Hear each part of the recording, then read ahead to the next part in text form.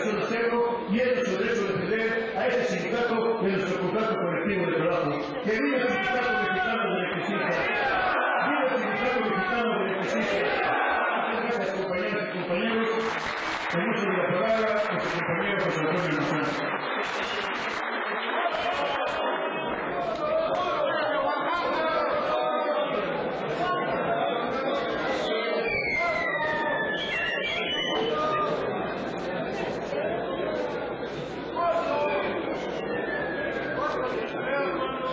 Cuatro meses, 7 días.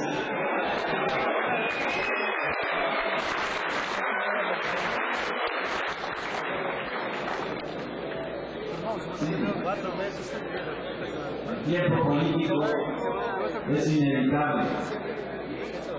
El 1 de julio,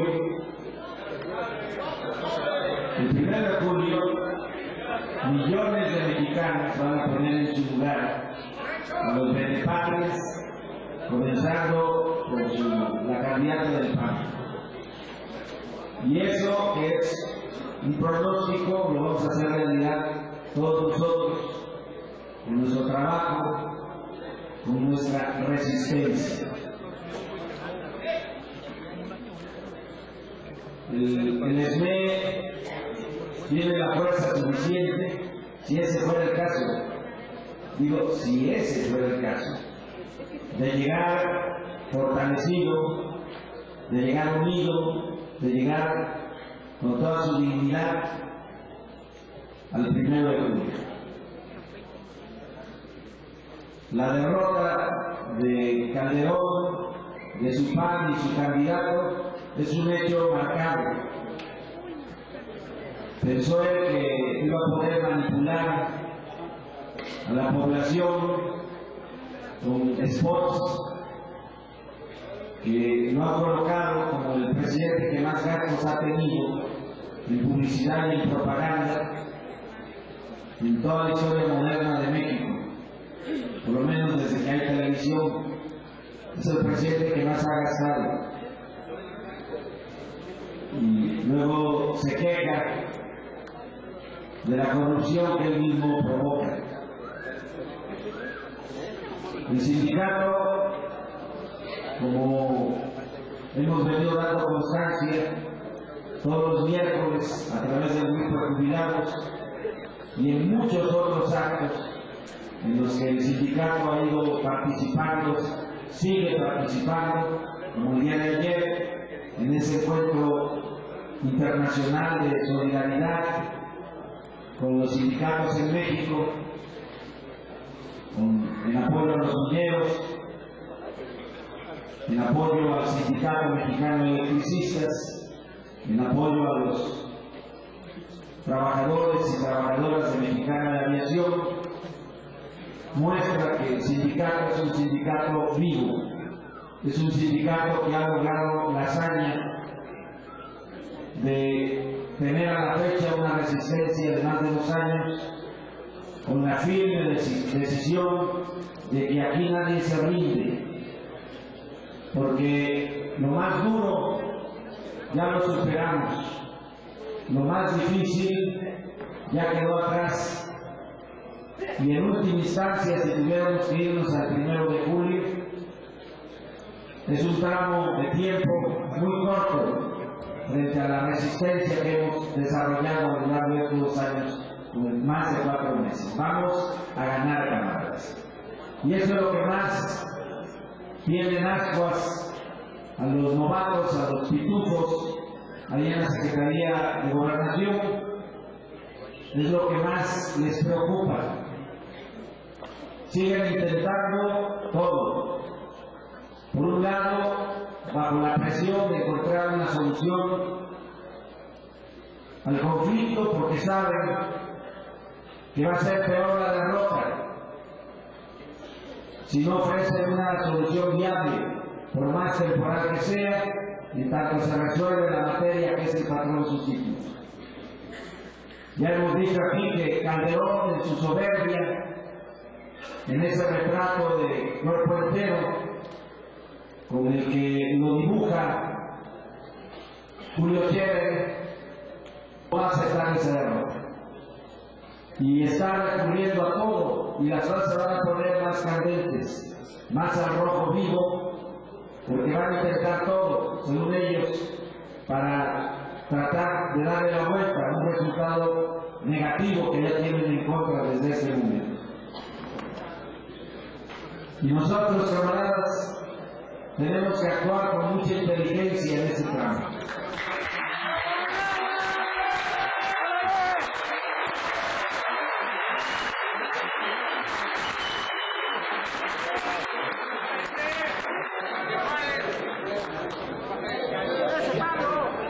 Para nosotros, como ya se notaron, su compañero secretario general, compañero Martínez Plaza Flores, compañero Pablo Rodríguez, secretario de Economía Política, compañero Fernando Muñoz José, secretario de Tesorero, compañero Gerardo Alvarado Flores, secretario de Actos Acuerdos, compañero Rafael Ramírez Quintana, prosecretario de Servicio Médico, compañero Francisco Gómez miembro de la Comisión Autónoma de Hacienda. Disculpa, retorno adelante, por favor. Bienvenidos, camaradas de la dirección, a esta reunión informativa del grupo de jubilados que se ha convertido ya en un acto de tradición democrática en cuanto a brindar información, análisis, discusión sobre la lucha del Sindicato Mexicano de Electricistas. Ese es el panorama que tenemos enfrente. En la vía jurídico-laboral, los cálculos no les funcionan y no les van a funcionar. Primero, buscaron alargar el conflicto, utilizando todas las artimañas de los abogados de banqueta, todas. Primero, que no eran los trabajadores los que tenían interés jurídico, luego que la dirección no tenía personalidad de interés jurídico, luego que había que ratificar esa demanda una por una, lo cual se iba a tomar más allá de 10 años, luego, en fin, como vulgares pinterillos, buscaron alargar el conflicto confiados en que en la medida en que el tiempo transcurriera iban a terminar por rendir por hambre, por necesidad, por agobio las filas del Sindicato Mexicano de Electricistas. Y hoy firmes están 16.599 compañeros que han resuelto dar siempre un día más y luchar hasta el final, es decir, hasta la victoria. Es una honra contar con compañeras y compañeros de esa calidad humana, de esa calidad moral, de esa calidad política, en una de las luchas, si no la más, una de las más importantes en la historia del movimiento obrero en México, desde que nace la Casa del Obrero Mundial en 1912, desde que nace nuestro sindicato en 1914, esta lucha es la más importante en toda nuestra historia. Porque cuando se funda un sindicato, se resuelve mantenerlo hasta el final, y es lo que hemos estado haciendo todos, activos y jubilados. Pero si a ello le sumamos esta lucha de resistencia, el hecho de que nuestra principal demanda implica la defensa irrestricta de derechos obreros consagrados en el artículo 123 y en su ley reglamentaria, la Ley General del Trabajo, nos damos cuenta del tamaño, de la importancia de esta lucha gloriosa del México. Y si a eso le agregamos que el origen de ese conflicto tiene que ver con la rapiña de los vendepatrias de la oligarquía mexicana, dispuesta a imponer la privatización de las áreas estratégicas del petróleo, de la electricidad, de las áreas exclusivas que establece el párrafo 6 del artículo 27 constitucional, nos damos cuenta de la enorme importancia, de la trascendencia histórica de la lucha del Sindicato Mexicano de Electricistas. A estos enemigos estamos derrotando, camaradas. Con estos enemigos nos hemos enfrentado y a estos enemigos vamos a derrotar, porque ya no pudieron. Hoy es un hecho.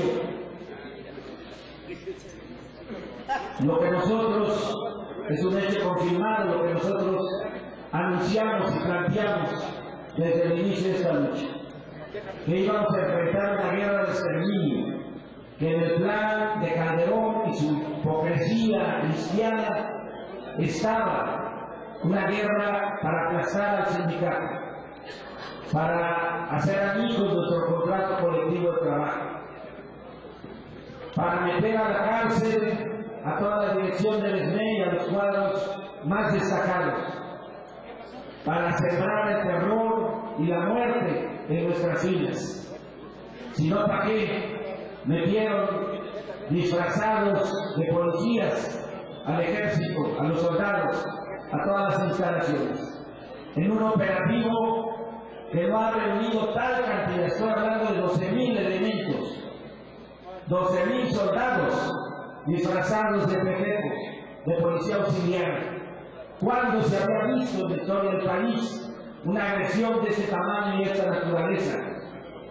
Ni el operativo más cabrón en contra del narcotráfico había agrupado tantos soldados que nos esperaban atrás de las barras, dentro de las instalaciones, no con charcas y tiradoras, con armas de alto calibre, con ministerios públicos adentro, para disfrazar la represión, para disfrazar la muerte, diciendo que habíamos ido a provocar, si hubiéramos resuelto recuperar como diera lugar nuestras instalaciones.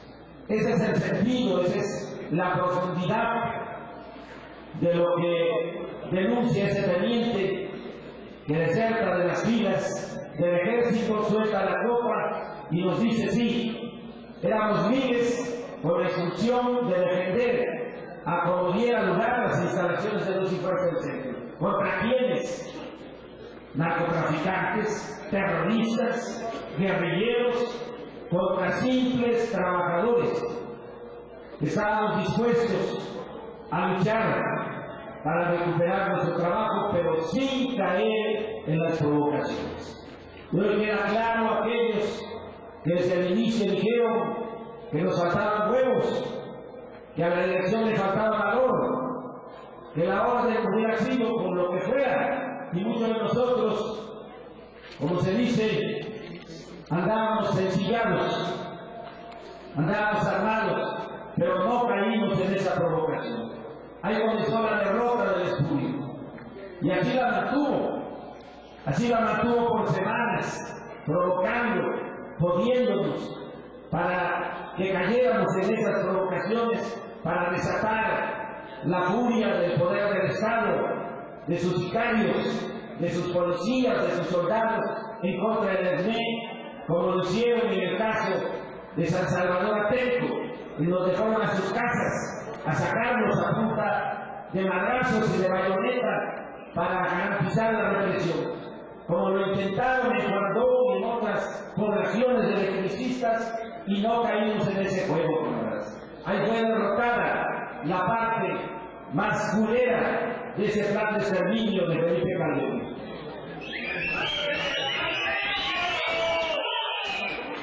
Y después viene todo lo que nosotros sabemos: jueces penales, magistrados corruptos,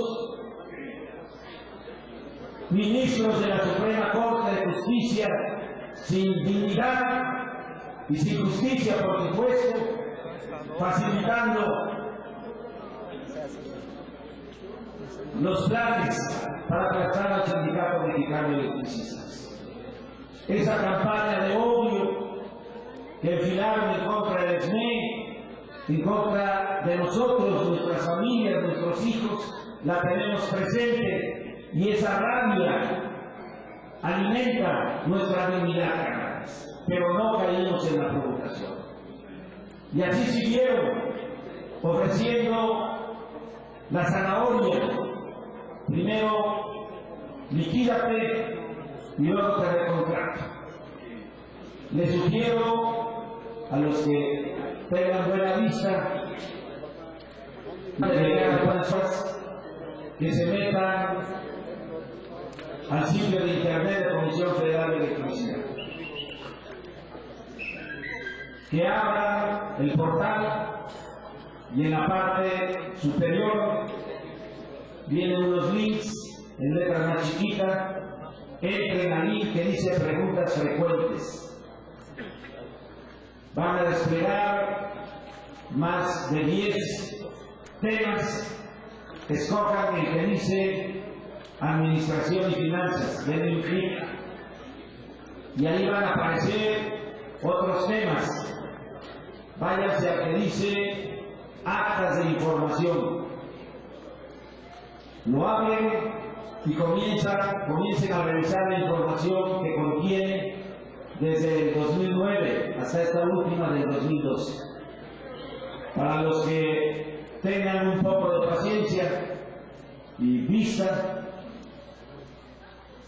porque está en imagen y no se le puede aplicar un buscador de Yahoo o de Google, ustedes se van a dar cuenta la sarta de mentiras, la opacidad con la que cubrieron esa guerra de exterminio durante más de año y medio.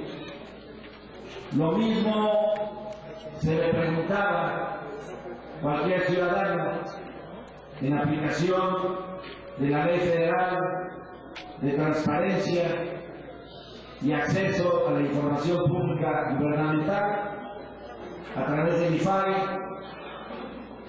Cualquier ciudadano preguntaba cuántos trabajadores, cuántas empresas corporatistas, cuántos policías habían participado en ese operativo, y la respuesta era y es información reservada conforme al artículo 13, fracción primera de la Ley Federal de Transparencia y Acceso a la Información Pública Gubernamental.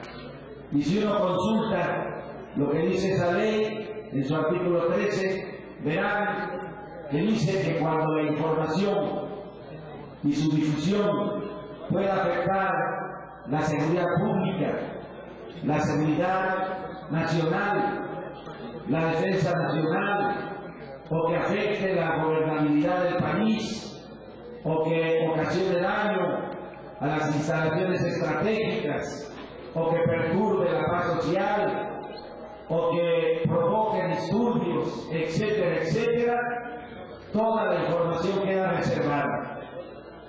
Uno lee esos documentos y pareciera que se está hablando de un ejército enemigo ocupando México, porque describen un cuadro que solamente corresponde a esa realidad. Pero resulta que con ese argumento protegen y siguen protegiendo información como la que ya mencioné, pero da igual. Si un ciudadano cualquiera pregunta que cuántos transformadores cambiaron en Tlalpan y en qué lugares desde octubre del 2009 al 2010, al 2011 o al 2012, dependiendo del periodo que se pida, te responden igual. Te responde Comisión Federal a través de su Comité de Información en actas que ocultan en ese sitio subterráneo de la página de internet de CFE. Te dirán que no te pueden dar esa información porque está reservada, porque dan a conocer dónde cambiaron un poste, colocaron un transformador. Si se difunde, afecta a la seguridad nacional, la seguridad pública y la defensa nacional, y pendejadas de ese tamaño. ¿Por qué no soltaron esa información? ¿Por qué la siguen negando? Porque, por supuesto, son respuestas formales de ellos frente a requerimientos de información que, si la ofrecen por esa vía, da pie, da sustento a la demanda de patrón sustituto. Porque es la prueba real, verídica, objetiva, de que la materia de trabajo sigue operando, que la materia de trabajo se sigue desarrollando en la prestación del servicio público. Y todavía más, cuando algún ejidatario en Hidalgo, en el Estado de México, aquí mismo, en el Distrito Federal, pregunta por algún predio donde está la subestación Jasso o alguna otra subestación que por el derecho de vía está afectando su parcela o su terreno, es la misma respuesta de la Comisión Federal de Electricidad, dice información reservada, porque su difusión y conocimiento público puede afectar la seguridad pública, la seguridad nacional, la defensa nacional, la gobernabilidad democrática y, repito, puras pendejadas de ese tamaño. Han actuado durante ese periodo, si uno revisa las actas de información de la Comisión Federal de Electricidad, en la completa oscuridad, en la completa opacidad. ¿Por qué? Porque estos elementos que estoy dando, todos ellos dan pie, sustentan nuestra demanda de patrón sustituto. Pero más allá de ello, y mucho tiene que ver en un tema que nos relaciona a nosotros con el patrimonio nacional, que son nuestros fondos de reserva. Dice CFE en esas respuestas que ellos no pueden dar esa información por lo que ya dije, pero que si quieren tener información se dirijan, ojo, se dirijan al SAE, porque el SAE es el que tiene la propiedad de esos bienes nacionales. Han cometido errores. En algunas partes dicen que tiene a su cargo toda la parte de terrenos en donde están acertadas las líneas, las subestaciones, etc. En otras partes dicen que tienen la propiedad y está en actas firmadas, en actas que de acuerdo a la ley le da responsabilidad a lo que ahí se asienta o se responde ante un requerimiento de información de las acciones y de las políticas del gobierno federal. Están en un aprieto. A eso obedece que el SAE no tenga titular desde hace buen rato y que para protegerlo movieron al que era una figura de Cordero y lo cambiaron de director, no recuerdo bien si de IMSS o de ISSSTE, a Hidalgo, Sergio Hidalgo, que era el director del SAE y que le tocó todo ese operativo de opacidad, de corrupción, de mal manejo del patrimonio nacional, a partir de que el SAE hace las veces de mediador y de liquidador de luz y fuerza del centro.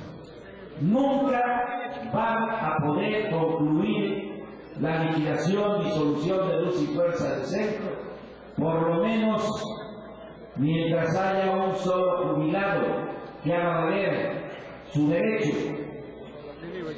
que haga valer la cláusula del 64, porque los fondos de reserva de la cláusula del 64 están invertidos en toda la infraestructura eléctrica de luz y fuerza del centro. Esa es la realidad. Y por eso le surgía concluir el proceso de liquidación y darnos en la madre. Porque una vez derrotados, a lo demás era echarle tierra a la mierda que ellos solo construyeron. Tienen encima un enorme problema porque la impunidad, a esa impunidad en la que se han movido solamente les faltan unos meses. No es juego, que hace rato decía Cayetano y que voy a balconear. Dice, ¿cuánto falta? 4 meses con 7 días. No es un asunto de juego, camaradas.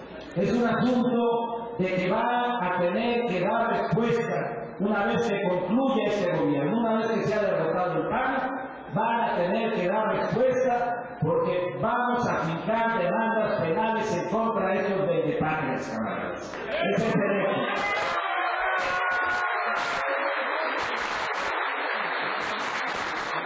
¿Y por qué? Alguien dirá aquí, ¿por qué? Porque el SAE maneja todos los recursos que le toman al narcotráfico, pero está manejando un patrimonio que es ajeno. De repente dice que son propietarios de ese patrimonio a nombre de la nación, de repente dice que están al cargo, de repente mienten o dicen verdades a medias, pero lo que es un hecho es de que frente a las reiteradas solicitudes de información que les hemos hecho como dirección formalmente reconocida, con personalidad e interés jurídico, para que nos den cuenta de los movimientos habidos en los fondos de reserva para la jubilación, para el programa habitacional y para el seguro sindical, no nos quieren responder, porque esa es otra forma de mostrar, esa es otra forma de argumentar que está operando la figura de patrón sustituto. No lo van a hacer en el tiempo que les resta, pero su tiempo tiene una vida muy corta, camaradas. Y finalmente, después del 1 de julio que comiencan a operar los cambios en lo que resta del gobierno de Calderón, en que los jueces corruptos, los ministros penales, se pongan a pensar cuál es su destino político, muchas cosas de las que aquí estamos anticipando se van a dar. Por eso, no es simplemente de corazón que decimos vamos a ganar, porque tenemos la razón, sino porque la base documental que le da soporte a la razón histórica de la lucha del sindicato, día con día, conforme se van dando los acontecimientos, esa base documental se va asentando, se va fortaleciendo, como estos datos que estoy informando de las actas de información de Comisión Federal de Electricidad. Y échenle un ojo también a los 4 archivos que hoy se pueden consultar como resultado del análisis de la cuenta pública del 2010 que realiza la Auditoría Superior de la Federación. La nota en la prensa fue de que salieron casi limpios, pero a la revisión de estos datos se confirma lo que hemos encontrado en las actas de información de la Comisión Federal de Electricidad y muestran que los reclamos del Sindicato Mexicano de Electricistas en la materia del manejo del patrimonio nacional de luz y fuerza del centro es una realidad encubierta en mierda, lodo y corrupción de parte de la gente del SAI. Y cuando hablo de la gente del SAI hablo del gobierno de Calderón. Esto es lo que nos da firmeza y convicción de que vamos por la vía correcta. En lo jurídico laboral, en lo legislativo, incluso en la propia mesa de gobernación, en donde si lograron colar a sus orejas a esta reunión, al informe de lo que aquí estamos comentando, se van a comenzar a comer las uñas para ver qué inventan en la reunión a las que nos tengan que citar en estos días frente al reclamo fundado de nuestro sindicato para la reinserción laboral de todos los 16.599 de Comisión Federal de Electricidad. No tienen para dónde hacerse y solo están estirando la liga, como decimos entre nosotros. A ver qué les depara el tiempo, pero por supuesto el tiempo no les va a deparar otra cosa más que mayores derrotas. Lo que sucedió en el norte, en ese penal, en donde para favorecer, para tender una cortina de humo, para la fuga de más de 30 sicarios, la tuvieron que fundar en un crimen colectivo monstruoso, acunado en la impudicia, en la compra de los custodios y de las autoridades de ese penal. Y que no diga Calderón que era un asunto estatal, cuando todos nosotros sabemos que los que ahí tenían o tienen, no todos se fugaron, vienen por delitos federales. Porque hoy a este mal gobierno le faltan cárceles, están hacinadas todas las cárceles están hacinadas. La mayor parte porque